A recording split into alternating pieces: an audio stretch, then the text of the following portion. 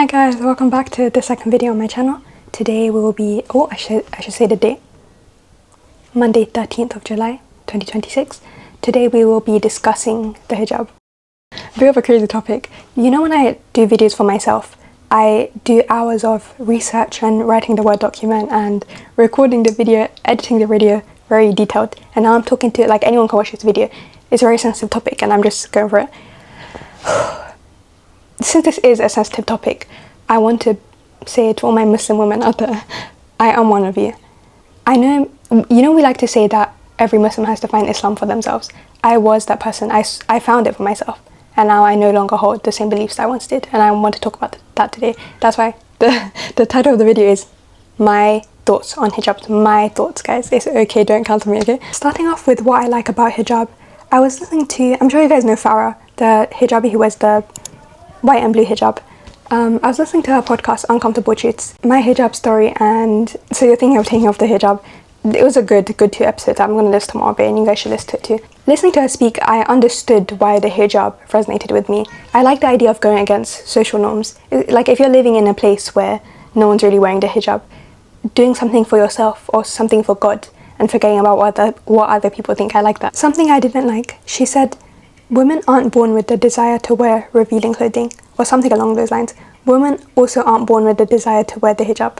Most time when I say hijab in this video, I'm referring to the actual headscarf rather than hijab, because when you think of hijab, what do you think of? The headscarf. She said during the time where she was dressing immodestly, she found it very hard to sleep because deep down she knew she was doing something wrong. And now I'm going to say something and you guys can't get mad at me. You know, I was once you, like, I was in the comment section of social media saying, how can you guys tell me I'm brainwashed?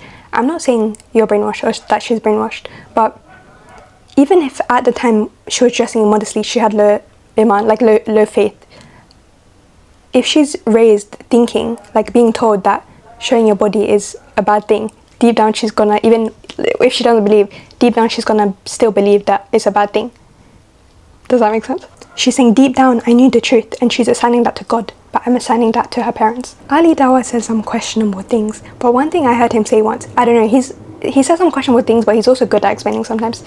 One thing I heard him say was, would you rather be a slave to the one who created you or to the beauty standards? The obvious answer is the one who created me, but you guys have to understand it's not one or the other, it's a spectrum. If you take off the hijab, you don't have to suddenly start wearing provocative clothing and wearing makeup and things. In fact, I can't bring myself to wear makeup. In special events or even everyday life, I'm the only person not wearing makeup. That's because society expects women to wear makeup and not men, and I can't do that. What do you mean they can wake up and just, they can just live their life? If they aren't expected to take care of their long hair, wear makeup, shave their legs, I'm not going to either. Similarly, on the other end of the spectrum, which I'm actually arguing is not the other end at all, it's the same end. Anyways, men aren't expected to wear the hijab, so why would I? A funny thing people like to say is men are attracted to women's hair and women aren't attracted to men's hair. Like, we're attracted to different things. We all know that if a guy changes his haircut, it can change how you see him. They don't wear makeup, they don't know how to dress, that's the only thing they have, and we're saying, yeah, we're making things up. Another thing girls like to say is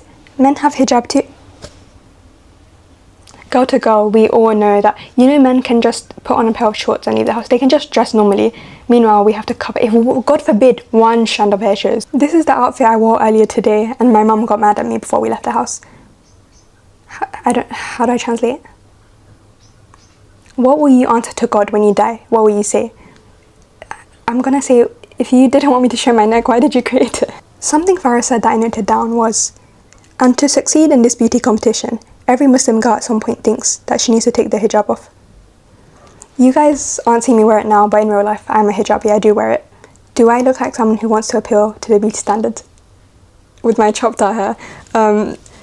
Obviously, I do want to be pretty, and one day in the near future, I probably will wear makeup. But right now, the decision I make that will have the biggest impact will to not wear makeup and to not be a hijabi, to not wear the hijab. I understand that the hijab isn't for men, but for God. But to deny that the act is male-centered is a bit delusional. I'm not saying all hijabis are male-centered, but an act that is only performed around men is not male-centered? It undeniably is. You're telling me we teach our girls to dress considering the level of male desire. If it's her brother, she's free to wear whatever she wants.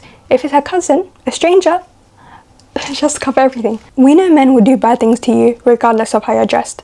not all men, but always a man.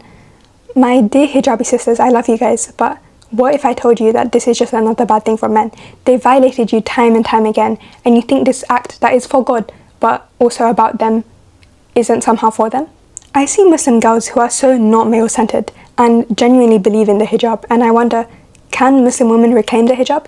The same way groups of people have reclaimed slurs, like how black people have reclaimed the N-word. I wonder, can we reclaim the hijab? The answer is never.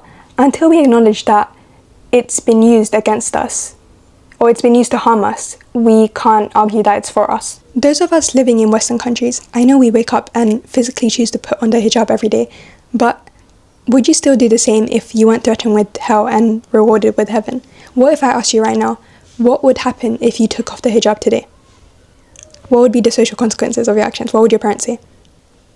I know some of you guys might actually say, oh, nothing would happen, my parents would be fine with it. But for the vast majority of us, our communities would be outraged, and men don't have that. At the end of the day, I'm just a 17, say the name, 17. At the end of the day, I'm just a 17-year-old girl who's trying to do what I would do without any influence, which is impossible to do, but I'm trying. Women have actions, men have inactions. Women choose, should I wear the hijab? Should I shave my legs? Should I wear makeup? Men they're not pressured into any of their choices. Any choice a woman makes is a statement. We don't get to just exist like men do. When I questioned my sister about the inequalities in Islam between men and women, she said something which I thought was very unrelated. She said, men and women will never be equal. Does that mean we shouldn't try? I don't care if I make a difference to one girl. Even if that one girl is me, I'll be happy with that. Wait, I kind of ate with that last line. Anyway, that brings me to the end of the video. I hope you enjoyed. This is a heavy topic. Like, I can feel my shoulders drop now I'm done.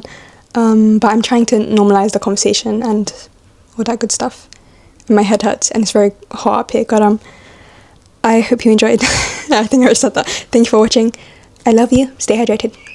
Bye bye.